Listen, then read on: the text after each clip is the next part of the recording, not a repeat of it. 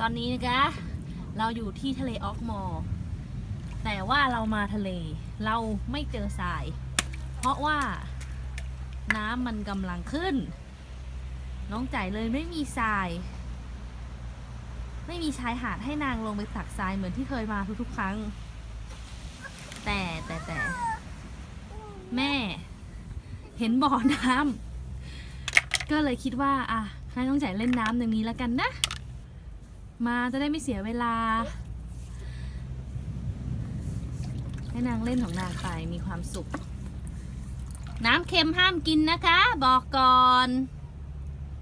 รู้นะมันเค็มถ้าไม่เชื่อกินดูได้เลยแม่อร่อยหรอก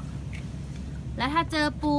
ก็เก็บให้แม่ด้วยแม่จะไปทำกับข้าวกินคืนนี้เอานางชวนให้แม่ไปเล่นด้วยเอาเล่นเลยลูก